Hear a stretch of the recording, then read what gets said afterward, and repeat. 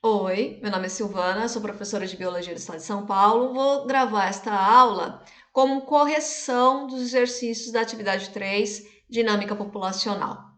Vamos recordar o que é população? População é sempre formada por indivíduos de uma mesma espécie e que estão encontrados no mesmo local, no mesmo período de tempo. A densidade populacional, ela vai indicar o número de indivíduos que eu encontro numa determinada área, se for no ambiente terrestre, ou num determinado volume, se for no ambiente aquático. Por exemplo, eu tenho 10 peixinhos dourados por metro cúbico. Eu tenho 5 araras por quilômetro quadrado, tá? Essa é a densidade populacional. Quanto maior o número de indivíduos dentro de uma área, maior a densidade populacional. Dá uma olhadinha aqui no mapa, ó, o Brasil, as luzinhas acesas estão indicando aqui as minhas populações, tá vendo? As cidades. Qual que é a área que tem maior densidade populacional? Se você respondeu aqui a região sul, sudeste ou a região litorânea, você respondeu corretamente, né? Que a gente está vendo aqui. Acha o estado de São Paulo, você vai ver que é a estrutura mais brilhante aqui, que essa aqui é a região onde nós estamos. A região com menor densidade, as regiões com menor densidade populacional, você vai encontrar no norte do país, aqui, e na região centro-oeste.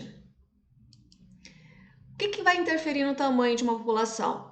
As taxas de natalidade, imigração, mortalidade e emigração. Tudo isso está associado aos fatores bióticos e abióticos. Então, quanto mais indivíduos nascem e chegam a uma população, essa população cresce. Quanto maior o número de mortes e imigração, o número de indivíduos que deixam essa população entra em declínio. É o que está representado aqui, ó. Primeira situação. Número de nascimentos mais imigração maior que mortalidade e imigração, população em crescimento. Natalidade mais imigração menor que mortalidade mais a imigração, declínio, e quando as taxas são iguais, ela está em equilíbrio. O que é potencial biótico? É a capacidade que uma população tem de crescer sob condições ideais. Pensa que eu tenho um aquário, vamos imaginar um aquário de 10 metros cúbicos, e eu tenho 5 peixinhos nele. Faz de conta que é um aquário grande, tá? Eu não sei que tamanho seria isso, mas eu tenho um aquário grande para só 5 peixinhos. Eu vou colocar ali comida, vou controlar a temperatura, vou controlar o pH da água, e eles vão ter espaço suficiente para nadar. Eles estão em condições ideais? Sim. Então, o que vai acontecer nessas condições ideais? Território amplo, sem parasitas, sem competidor, sem predador, temperatura adequada. O que vai acontecer com esses indivíduos? A tendência é crescer. Essa população cresce, ela aumenta. Então, o potencial biótico é a capacidade que a população tem de aumentar, tá? Sobre as condições ideais. Pensa, deixa eu ver se eu consigo fazer um gráfico aqui, ó, bem rapidinho. Pensa que a população, ela vai crescendo. Não sei se dá para ver aqui, ó. Ela começa aqui embaixo e vai crescendo. Imagina que eu consigo estender essa linha até lá em cima. É a população crescendo. Enquanto ela não tiver predador, enquanto ela não tiver competidor, não tiver parasita, não tiver faltando comida, a temperatura estiver ideal, ela vai se reproduzindo e a população tende a crescer. Mas tem algumas coisas que podem interferir isso. Na natureza, eu tenho algo chamado resistência do meio, tá? O que é a resistência do meio? São fatores que vão impedir que a população atinja o seu potencial biótico, vai controlar. Então a população começa a crescer e para, né? Não é que ela vai parar de crescer, ela vai ter oscilações, ela atingiu o suporte máximo. Quem fez isso foi a resistência do meio.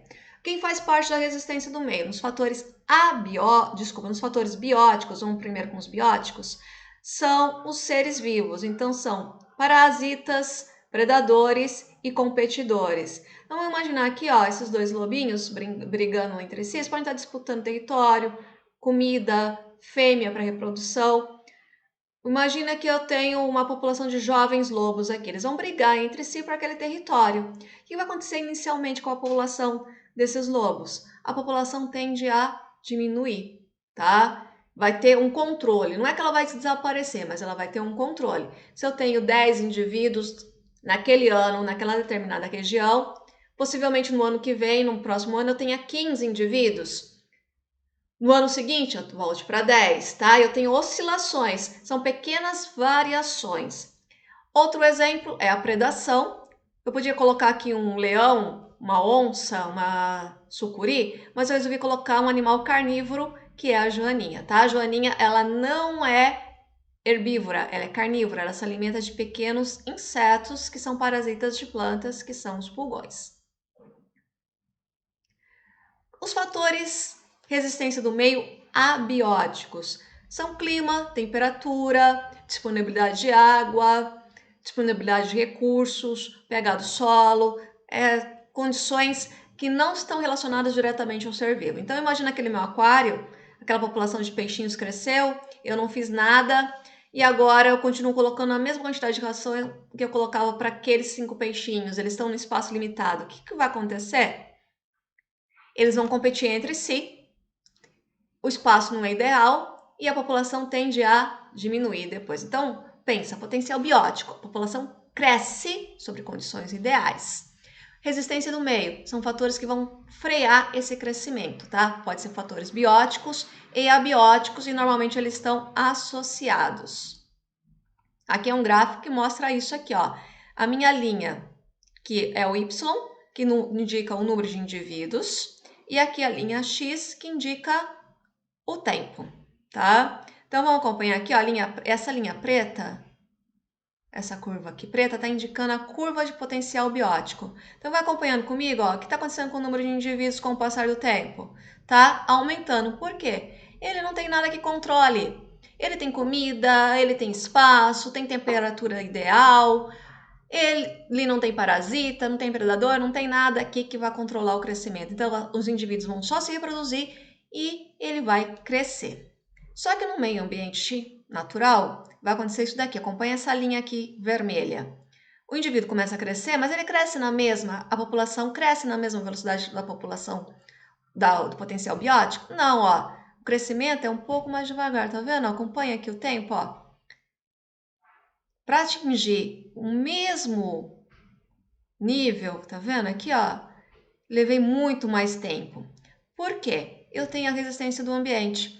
Então, eu tenho que, de repente, um mês fez muito frio, minha população não sobrevive ao frio, então o número de indivíduos diminui. Ou fez muito calor, a mesma coisa, minha população não aguenta esse calor intenso e o número de indivíduos diminuiu. Apareceu uma espécie aqui para fazer competição, para se alimentar dos mesmos recursos. Apareceu um parasita que provocou a morte de alguns indivíduos. Então, são fatores da resistência ambiental, resistência do meio, que vão fazer com que a minha população não cresça não cresça demasiadamente, não cresça muito, tá? Vai fazer com que a minha população, ela venha, tenha um crescimento, mas é o crescimento real. É aquilo que o ambiente suporta. E depois, olha só, ela tem pequenas variações. Aqui é um gráfico que representa o número de presas e predadores. O número de presas é controlado, a população de presas é controlada pela população de predadores e vice-versa. Então, se eu tenho um número grande de presas, de ratos, o que eu espero que aconteça com a população de cobras? Tem muita oferta de comida. A população tende a aumentar. Aumentou a população de cobras, de predadores. O que vai acontecer com a minha população de ratos, de presas? Tende a diminuir, tá? Isso a gente está falando no ambiente natural, equilibrado. Sempre vai ter pequenas oscilações. E aqui é só uma historinha. Alguém importou caramujos africanos lá na década de 90 para vender como escargot.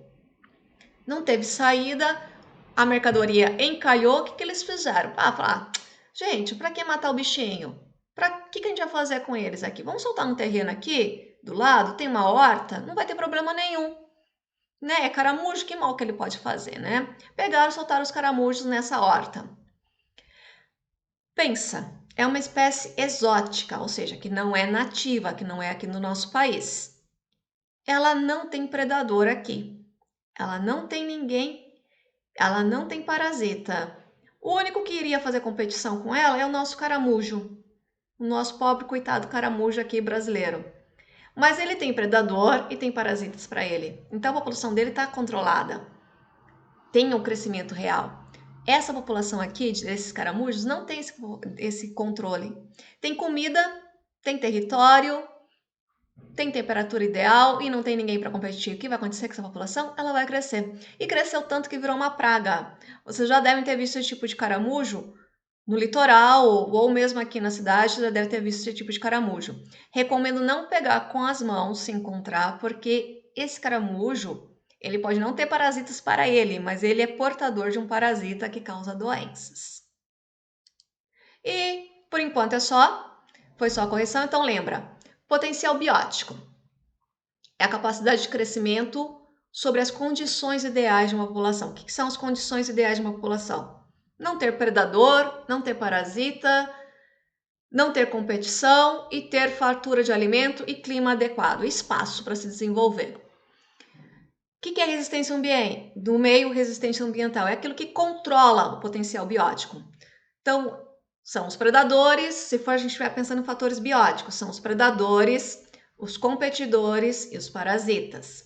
Se for fator abiótico, é clima, temperatura, disponibilidade de água e por aí vai. Tá bom? Espero ter ajudado e até mais!